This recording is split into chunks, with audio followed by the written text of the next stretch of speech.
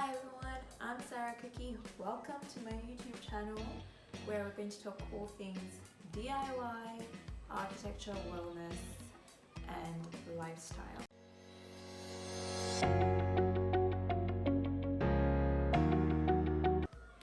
Today we're going to talk about something very practical. As a new homeowner, these are things that I wish I'd been told as I was looking for my rental. And so I'm going to share these tips with you, tips to find a really good rental home here in Kampala, Uganda. Now I know a lot of people my age might be moving out of home or getting married, and if you are not lucky enough to be able to afford to build your own home, then you're likely going to end up in an apartment or in a rental home. So these tips are going to be very helpful and they're going to cut that process so short, and I wish someone had told me some of these things, but I had to find out the hard way, and that's why I want to share with you today. So as you can see, I'm sitting in my home, which I love. I'm literally DIYing everything, and this is stuff that I'm going to share with you in the upcoming episodes. However, that's not why I'm here today. I am here to give you the most useful tips and the most useful things you should focus on when you're trying to get your rental home. So the first thing is know your budget. Okay, let's say you are looking for a place that's going to be around 800K a month, right? Ideally, you want to look for something that is maybe 100K less to 100K more, so plus or minus 100K, right? That's going to be what you want to look for, because there's room to find something nice at a lower price, but also there's room to negotiate if you view something that's a higher price. It's also really important to know your budget, because you need to be able to know that you can afford the place. If you're a couple, usually this is a little bit easier because there's two sources of income coming together.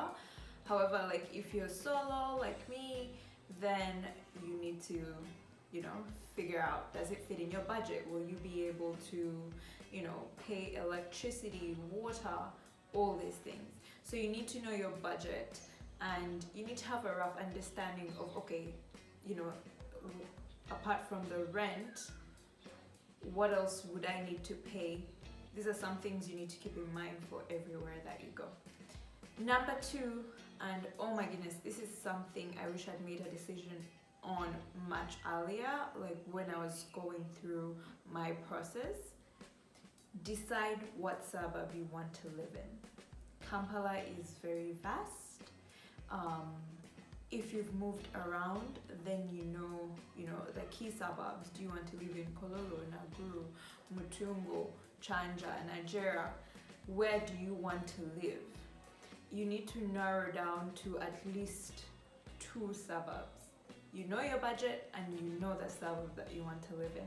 To be honest, it's not worth just following the budget itself, because you will end up viewing so many places that are kind of useless, to put it that way.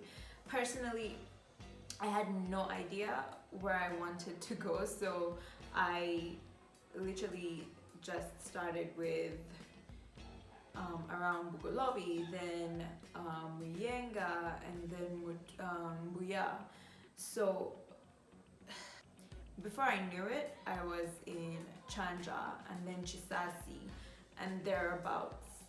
So I was moving place to place, like basically aimlessly, and I wasn't really satisfied with a lot of the places. In the end, I ended up choosing 2 suburbs that I wanted to visit, and I made sure that I was able to view as many places as possible within those areas.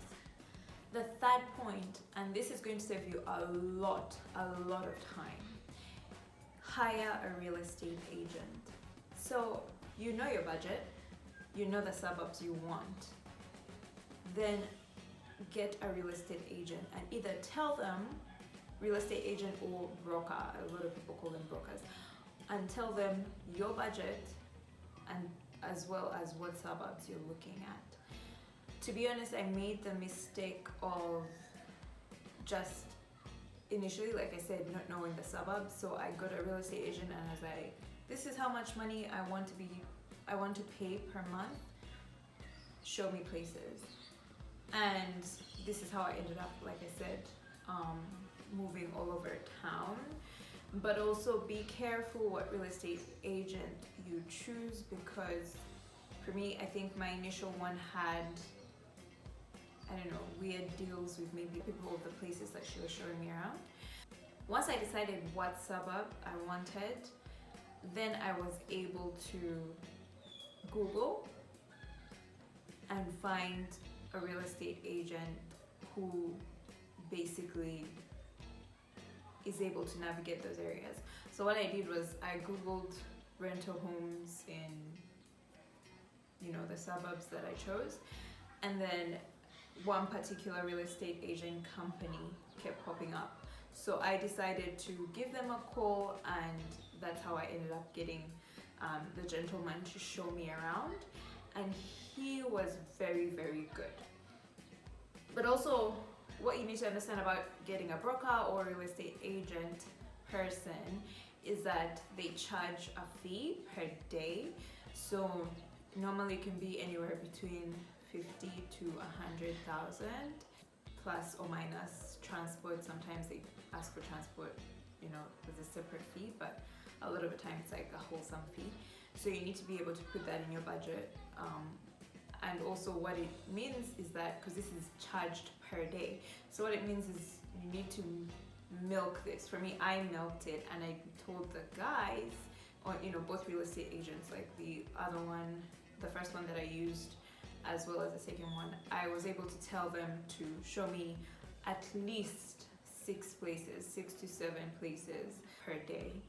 So that way you're getting your money's worth, to be honest. And also, you know, you're killing a day. So usually the best day to move around as well to do this is a weekend. Ideally Sunday, because traffic is low and you're able to move around quite easily, as opposed to a weekday where, you know, you have rush hour, you have traffic, you know, all over the place. So choose wisely what day you're going to move around, the number of places you want to see, so that you can maximize that money. The fourth thing is to understand how you are going there. So this one, I feel 2 ways about it. I think the best way to go there at first is something really quick, like a border. I initially drove everywhere, and this is because I wanted to get a feel of what it would be like to come, you know, from place to place. However, the second time around, when I was sure about everything, what I did is the first time I used a boda boda. You know, if you can't use a boda boda, then, you know, that's fine too. But I used a boda boda, and that helped me move around the places quickly. But what it also helped with was, you kind of like, because initially you're looking at so many places and you're obviously going to narrow down to 2 or 3 places. So ideally, once you narrow down to your 2 or 3 places, then that's when you should go there again, but driving or using, you know, whatever means of transport you normally use, whether it's a taxi, whatever you use. So I think for me that was important, because of course, you know, it makes sense to see the places in the way that you would normally, to understand, for example, okay, how are the roads? If you have a car, are the roads good for the car? If you need to park, you know, is the parking sufficient? Basically, you know, issues like that. So for me, I wish for the first couple I'd really taken a boda boda, because it would have saved me a lot of fuel and time, because some of the places literally you just park the car. I just parked the car and got out, and I was already like, no, I don't want to live here. So that would have saved me quite a bit.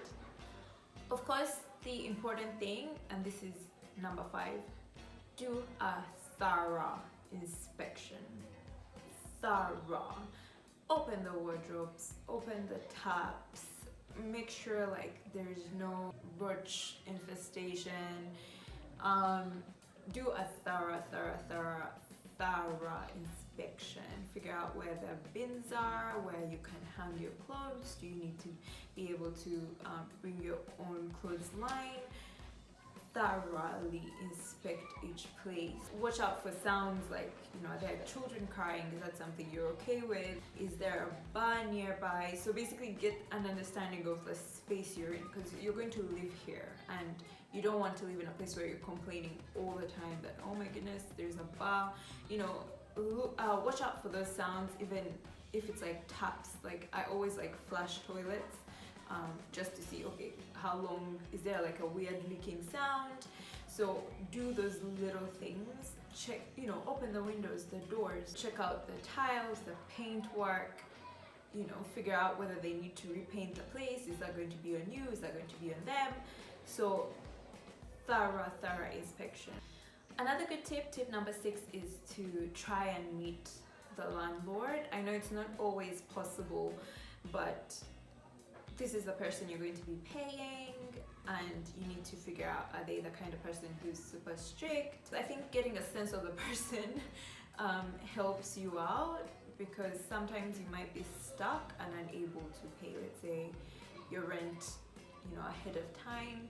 You need to know that you're dealing with someone who's kind and patient and will be able to allow that.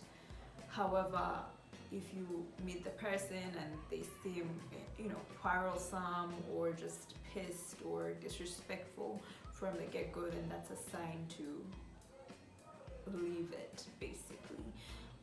So for me, that's one of the things I tried my best when I had narrowed down to the top 2 places.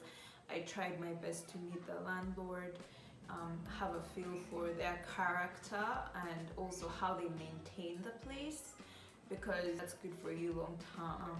If they take the trash out, if they make sure that, if there's a bit of an issue somewhere, that they're able to like fix it on time. Because I think a good thing is to get a landlord who genuinely cares about the place, or better yet, who stays at the place, because then they're not just like waiting for a paycheck. They actually are part of this environment. So if anything happens, they are on site and they are able to sort it out, because it also affects them. For example, if electricity goes for a couple of days, then they're going to be on it, because they also don't have electricity, as opposed to someone who's miles away. If they're good wherever they are, then the chances that they'll care about what's going on wherever you are very narrow. Tip number 7 is to ask about the security deposit and the initial lease. So what does that mean?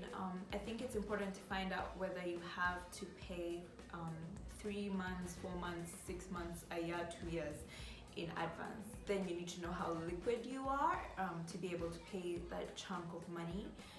Usually most people, as I found, are comfortable with 3 to 6 months initial deposit. So just making sure that you have that money ready for when you sign your lease agreement. But also this is important because then it might cancel out a place. For example, if you're not able to come up with a year's worth of rent, then you might think twice about whatever that place is. The 8th thing is to negotiate. You are able to negotiate. Remember, the first thing we talked about was the budget. And let's say you told your real estate agent plus or minus 100K. Suppose they found a place that was either that budget you wanted or above. You can still try to negotiate even if it's on budget, because you might find some people budging for a lower price. Take 50K, 100K out. That could actually help in the long run. Could contribute towards electricity or water. So basically you need to know that, you can negotiate a lot of the time. But what negotiation also helps you with is, for example, going back to point number 7 about the length of the initial lease or deposit, is if you can sort of play it in a way that, okay, hey, I can give you 6 months if you take out this much for me. So not very many people accept that, but it's something worth trying. Honestly, you don't lose anything when you try to negotiate. The worst thing that they could say is, no, this is the fixed price, and that's that. So point number 9 is to basically get an understanding of what's included and what's not included in this rental. Is electricity included? Is water included? Taking care of trash. That's all important for you to be able to really understand whether what you're looking at is really within your budget. So a lot of places electricity is not included, however you might find a place where water is included and it's not a separate bill. So that's usually good. If those things are not included, you need to basically, especially with water, ask around, ask the neighbors or the people in the other apartments who live around what their estimated monthly bill is for water or for electricity, so that you get a better understanding about your budget. So the final tip is to go back once you've narrowed down your places. Let's say you've narrowed down 2 places, 3 places, go back to each one at least one more time. For me, this is the part where I went back now driving my car, getting a feel. And I went back actually on a weekday because I actually also wanted to get a feel for what it's like on a weekday through rush hour traffic, what that is like, how busy it is, understanding what the suburb is like during the week, but also understanding what the apartment complex is like during the week, because now I'd seen it on a weekend and I wanted to see it in a different light. The other good thing is that, if you see it both on a weekend and a weekday, usually on a weekend all the cars are there, so you get a feel for what the parking is like. Some people have 2 cars per apartment, 3, some just have 1, some don't have, but you get a feel of what that situation is like. For me, I personally dislike bad parking or having to be woken up to move my car so that someone can get out, that stacked parking that's insane. That was one of the no-nos that I was, so against from a pretty early stage in this whole process. So a bonus tip, and this is maybe related to the inspection part, but it's also related, it's an individual subjective thing, is to get an understanding of what you need. Personally, I needed a place with a compound. I just could not do the places that you walk in, it's just a car park and then there's the apartment. I couldn't do that. I needed some green, some trees, somewhere to be able to relax or sit and have a coffee, or just basically away outside my apartment and not have to go on a concrete or paved area without shade to relax, especially because I'm working from home and I'm here all the time, so I would like to go from hardscape to softscape rather than just everything around me being hardscape. So for me, greenery, trees, that was very important for me. A compound, or some people call it a backyard, front yard, that was something that I needed and was high up on my list. The other thing that I really had to cross-check was whether the places were pet-friendly. I have Aki, so I needed to make sure that the places accepted pets, and that was something that also helped me narrow down what places I wanted. I think it's important for you to figure out what things are important to you. It could be something like, okay, I want to live, at the topmost floor, or I always want to be on the ground floor. That was kind of something that, I wanted to live on the ground floor, but when I saw this place, I was just like, it doesn't matter. But if it's something that's really important to you to live on the ground floor or to live on the highest floor, then that's something you need to think about as you're viewing each space. What else? Like fresh air, number of windows, all those are things that, some people don't care if they don't have a window, like, in a certain bedroom or in their living room or something. Some people, that's very important. For me, I have to say, of course, I love fresh air, but you don't always find the best arrangement, in terms of like cross ventilation and things like that. But I just wanted the place to have enough light, basically. So that was something high up on my list as well. So think about the things that are important to you, but also it's important to understand and include the things that basically you dislike about where you are now before you move. So, for example, if it was too hot, then you might think about, wanting to live somewhere with more windows so that, there's air flowing through the room. If there were kids screaming, then it's good to do that 1, 2, 3 visits to a place to understand what that dynamic is, and whether it's tolerable. So that final tip is really just focusing and incorporating things that are important to you and finding a way of basically thinking them through as you view these places. Another bonus tip is, if you can't trust your instincts, then it's a good idea to always get someone that you really trust and who really knows you to go see the places with you, the final places. For me, the first time around, I really wasn't sure of any of the places. I had narrowed down to 3 places, but I could not decide. So I went with a dear friend of mine and were able to really quickly, cross things off the list. However, the second time around, I just knew. Like literally, it was actually the first place that we saw out of 6 places, and I had already made up my mind. I was actually so biased when I viewed the other 5 places. However, I was still able to narrow down to 2 places, but that was kind of in my head. When I went back, I just went back to the one place because I was very sure. So if you cannot decide on your own, then it's a good idea to go with a friend or a parent or just, a partner. But obviously, if you're looking as a couple or as 2 people looking to be roommates, then that's already good because there's 2 opinions.